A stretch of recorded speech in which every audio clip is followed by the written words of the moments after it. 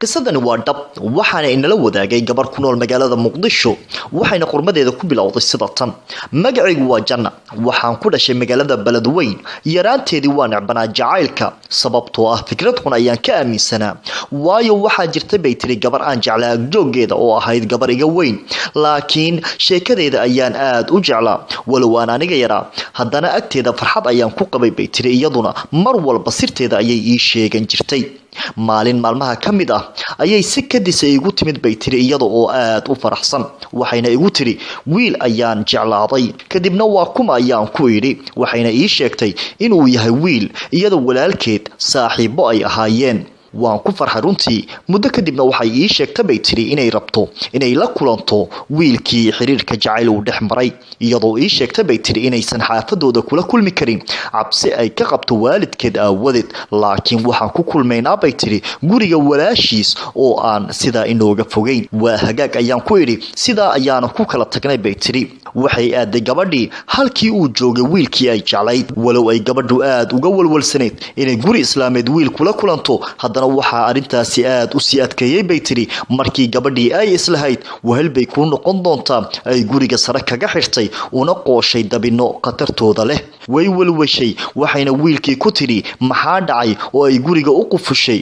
walaasha balse wuxuu ugu jawaabay waa caadi ee isdaji iyo erayo ayaan jeclaysan kolkaasay gabadhii naxday fajac iyo filawaa ayayna arintaasi ku noqotay iyadoo ku tiri war maxaad ku hadlaysaa kadib ayuu bilaabay bay tiri wiilkii inuu cabsi geliyo laakiin gabadhii oo yaaban ayaa go'aansatay in aysan isdhiibin wayna la dagaashay wiilkii qaylo badan kadibna waxaa isku soo baxay dadkii xaafadda waxaana dhacday bay tiri inay guriga soo jabshaan kadibna gabadhii oo go'aansatay inay sharafteeda badbaadsato ayaa ka sheekaysay siday wax u dhaceen halkaas ayayna ku badbaadsatay sharafteedii maadaama ay ahayd gabar wanaag iyo xushmad badan looga hayay magaalada markii ay ii sheegtay runtii waan ka naxay bay tiri waana nacay jacaylka anigoo go'aansaday bay tiri in aan aad uga saso ugana fogaado xayndaabka jacaylka laakiin da'daydu markay soo gaartay 15 sano maxaa iska bedelay xaalkayga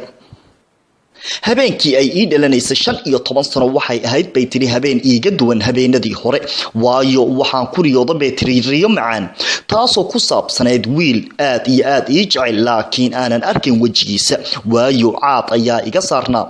waxaan wada fadhinay bay tiri xeebta agteeda aadna wuu iigu dhawaa wuxuu iiga sheekeynayay bay tiri jacaylka uu ii qabo waqti qurux badanna waynu wada qaadanay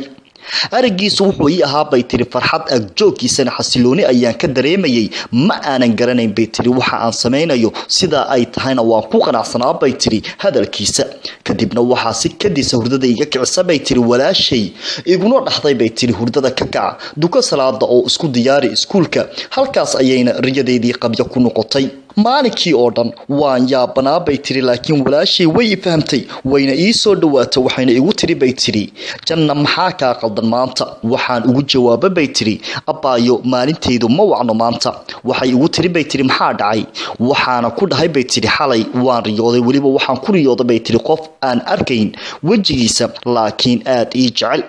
markaas ayay igu qosashay bay tiri waxayna igu tiri iska ilow riyooyinku waa been hurdada ayuunba lagu maceeyaa waana ka qaatay bay tiri oo waan ka ajiibay hadalka ay walaashay igu tiri riyadiina waan iska ilaaway markaan iskuulka ka baxay waxaan aadan bay tiri madrasad diini ah oo aan ka baranay culuumta shareecada islaamka markii aan iyadana ka soo baxay waxaan dib ugu laabtay bay tiri guriga waxaana waqti la qaatay hooyaday kadibna gabalkii ayaa dhacay bay tiri anigoo daalan ayaana iska seexday balse waxaan maqlay bay tiri cod waliba idhahayo lagama yaabo inaad ilowdo run ayaan u qaatay oo qolka in lagu jiro ayaan aaminay markii aan soo kacay aan halka shiday qofna waan waayay bay tiri kadibna salaad sunna ah ayaan iska dukaday waana seexday waxaan ku riyooday bay tiri isla qofkii wuxuuna igu dhahay bay tiri Janna waan ogahay waxa dareemaysaa baqdin laakiin ha murugoon anigu waxaan ahay jacaylkaaga dadka oo dhan yeysan aaminin laakiin adigu aamin waan ku jeclahay waxaana kuula socdaa sida hooska oo kale balse adiga ima aragtid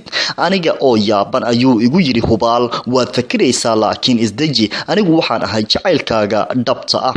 walwal la'aan ayaana farxad u wada qaadanay sidii oo kale waaga ayaa baryay abaayo ayaana iga kicisay isla sidii oo kale waxaan arinkayga u sheegtay bay tiri walaashay laakiin waxay igu tiri waa been ee iska ilow hadalka walaashayna niyad jab ayaan ka qaaday bay tiri markaa kadibna waxaan go'aansaday bay tiri inaan ka qarsado riyooyinkayga habeen walba oo aan arkana waxaa sii siyaaday jiray bay tiri jacaylka aan u qabo xiriirkaygii riyada markuu socday muddo hal sano ah waxaa naftayda ay weydiisay bay tiri su'aalo badan oo ay ka mid tahay miyaad waalan tahay magaciis wiilka sidaan oo dhan naftaada ula falgalay ma bini aadan baa mise waa jin maxaa kaa qaldan naftaada xakamee aniga oo yaaban ayaa waxaan go'aan ku gaaray bay tiri dhammaan su'aalahaas oo dhan inaan isaga weydiiyo markii la gaaray xilligii jiifka misana aan seexday kolkii aan rabay bay tiri inaan su'aalo weydiiyo ayaan arkay bay tiri isaga oo murugaysan waa naxay waxaana ku dhahay bay tiri maxaa kaa qaldan oo aad la murugoonaysa wuxuuna igu yiri bay tiri adiga ayaa iga ilmaysiinaya bay tiri sababtoo ah naftaada waxay ku weydiinaysaa su'aalo badan oo aadan hayn jawaabahooda walaashana way ku beenaysanaysaa adiguna waad jeceshahay waxaan ku dhahay bay tiri iiga jawaab su'aalaha iga dhex guuxaya wuxuuna igu yiri bay tiri sanadka cusub ayaan kaaga jawaabi doonaa ee 2017 waan ka ogolaaday bay tiri waxaana isaga sii noolaa riyooyinkayga wuxuu waqtiga iskuraba waxaa la gaaray bay tiri sanadkii 2017 waxayna ahayd bay tiri habeen cajiib badan wuxuuna igu yiri bay tiri caawa kuma aamusinayo hadal intaad rabto aniga oo murugoonaya misana ka baqaya inuu jin noqdo ayaan ku iri bay tiri kuma tahay adigu jin mase insi wuu igu qoslay bay tiri wuxuuna igu yiri waxaan ahay ibnu aadan adiga oo kale ah waxaan ahay shakhsi dunida kugula nool waliba aad isku dhalasho tihiin iyadoo ka sheekeynaysa arinkaana waxa ay tiri laakiin wuxuu igu dhahay maalin walba inaad i aragto waan ogahay waad nii aragtaa maalin walbana sheekadeyda waad maqashaa waxaad kaloo maqashaa dad aniga iga sheekay haddana ima dareemaysid inaan ahay lamaanahaaga intaa markuu yiri waxaan ku iri bay tiri magacaa wuxuuna iigu jawaabay Abubakar waxaan ku iri bay tiri maxaad iiga baahan tahay oo aad riyada iigu diidan tahay iga tag mar dambana riyadaada ha i tusin wuxuu igu yiri bay tiri mar kale ma ku dhibaayo riyadaadana waan ka dhex baxayaa laakiin waxaan ogahay inaad itabayso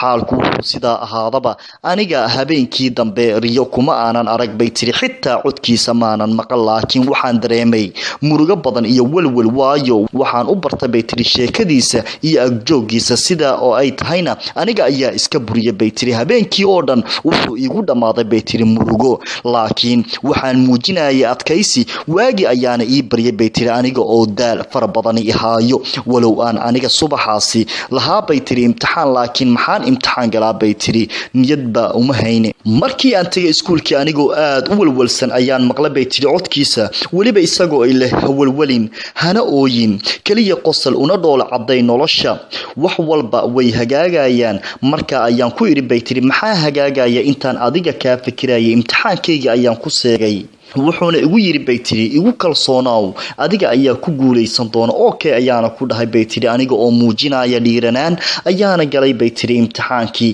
markii aan ka soo baxay iskuulka aniga oo faraxsan ayaa gurigeyga imaaday bay tiri waliba maalinka waxaan bilaabay bay tiri buug aan ku qoray xasuusteeda kaasoo aan u baxshay bay tiri riyadii macaaneyd halkee bay ku dhamaan maalinka wixii ka dambeeyay waxa noqday bay tiri mucaashaq waayo anigu ma lahayn maskaxaan isaga ahayn qalbi aan isaga ahayn waxa la gaaray bay tiri xilligii natiijada waxaana noqday qofka kaliya ee kaalinta koowaad galay macallimiinta oo dhan waxay isu'aalayeen sidee baad uga jawaabtay su'aalahan adag xilliga wixii ka dambeeyana waxaan go'aansaday bay tiri inaan si dhab ah u jeclaado wiilkaas waliba si waali ah jacaylkeenuna wuxuu ahaa mid la yaab ah bay tiri anigoo aan garanayn wajigiisa waxaan go'aansaday bay tiri inaan isticmaalo aaladda Facebooka si aan uga raadiyo isaga waxaan in badan qoray bay tiri magaciisa xitaa buugaagteeda waxaan ku qoray bay tiri ereyga master a asxaabteeda dhexdoodana ereygaasi caan ayuu ka noqday marar badanna way weydiiyeen bay tiri waxaan ula jeedo master a laakiin waa xarafka bilowga u ah jacaylkayga bay tiri facebooka markaan ka raadshay laakiin dad badan ayaa ii soo baxay bay tiri mid uu yahayna waan ka garan waayay fakir iyo amakaag ayaana iga soo haray bay tiri balse habeenkii markaan seexday ayaan riyada ku arkay bay tiri aniga oo xanaaqsan ayaana ku iri kuma tahay adigu riyadaba waad igu jeceshahay runta maxaad uga dhuumanaysaa maxaad wajigaaga iiga qarinaysaa wuxuuna igu yiri bay tiri ilaa iyo intee ayaad i jeceshahay waxaan ugu jawaaba bay tiri ilaa iyo 9% waayo 100% waxaan jeclahay bay tiri Allah iyo rasuulkiisa sallallahu alayhi wasallam 9% waxaan jeclahay waalidkayga kadib wuxuu igu yiri bay tiri waad saxan tahay ilaa iyo intee baad igu kalsoon tahay waxaan ku iri bay tiri xad la'aan ayaan kuugu kalsoonahay kadibna wuxuu igu yiri bay tiri indhaha xir si aad ii aragto indhaha ayaan isku qabtay bay tiri wuxuuna igu yiri waxa la gaaray waqtigii aad arki lahayd wajigayga maadaama aad in badan ii samirtay waliba aad igu kalsoon tahay misna aad i jeclaatay haddana indhaha fur waliba wajigayga si fiican u fiiri hubaal waad igu sii waalan doontaa markii aan indhaha kala furay misna aan arkay wajigiisa ayaan ilmeeyay oo aan aamini waayay waxaan dareemay xanuun dhanka qalbiga ah bay tiri daal dhanka maskaxda ah hadalkii oo dhanna waan kari waayay indhihiina ilmada ayay joojin waayeen bay tiri waxaana go'aansaday bay tiri in aan ka agdheeraado agtiisa laakiin wuxuu igu dhahay bay tiri janna maxaad la ooyeysaa waxaa la rabay inaad faraxdo maadaama aad jacaylkaagii aragtay waxaan ku dhahay bay tiri marna maan ogeyn qofka aan dunida ugu jeclaa inaad adiga tahay wuxuu igu dhahay janna mid ma kuu sheegaa ha ayaan ku iri wuxuu igu dhahay bay tiri guulaysto walba oo caana dhib ayuu soo maray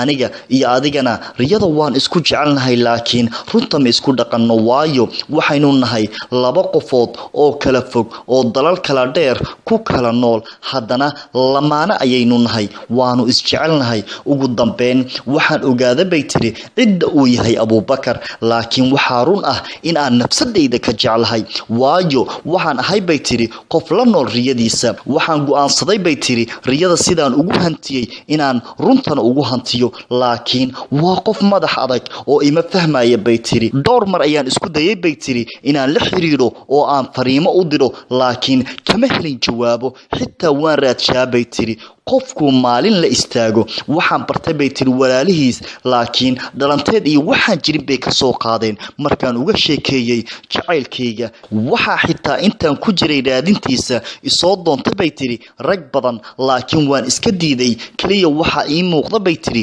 jacaylkayga riyada ka bilowday oo aanan ogeyn halka uu ii hogaamin doono weligay hal mar ayaan isku helnay bay tiri social media wuxuuna igu dhahay doole cadee weligaa waad guulaysanaysaa waxaana dhex maqwaranayaa bay tiri mawjado jacayl oo aan la ii ogeyn waxaan go'aansaday bay tiri inaan iska ilaawo laakiin waan ilaawi waayay suuradiisa iyo halkuu ku nool yahay wuxuu dhex degay bay tiri maskaxdayda qalbigayga shakhsiyadayduna waxay noqotay bay tiri xasuustiisa waxaa noqday bay tiri naf la nool hooskiisa iyo xasuustiisa waan ilaabi kari waaye bay tiri inta uu ila jooga ayaana dareemaa hurdo macaan ugu dambeyn waxaa noqday bay tiri qof aragiisa raadiyo waayo maalin aan arkin maalin iima aha waxaan sugaa bay tiri gobolka intuu ka dhaco si aan isaga riyada ugu arko maalin walba waan raadiyaa haddana kama caajisa raadintiisa maalinkii oo dhanna waan murugaysanahay waayo wehelkayga wuu iga fog yahay habeenkiina waan faraxsanahay waayo wehelkayga ayaan haystaa bay tiri haddaba mar aan weydiiyay arrintani markii la maqlo inay adag tahay inay dad badani aaminaan dhab ahaanshiyaheeda ayna suurtagal tahay inay ka soo qaadaan sheeko iska caadi ah ayaa waxa ay iigu jawaabtay laakiin walaal tani sheeko maahan ee waa qisada dhabtahay aniga igu dhacday waana qofka kaliya aan dunida uga jeclaaday qofka aan riyada ku arkay laakiin dhammaadkeeda ma sheegi kara halkay la dhammayn doonto ma waxay ii keeni doontaa qabrigayga mase waxay keeni doontaa guriga arooskayga aniga ma aqaano midaas qisadani waa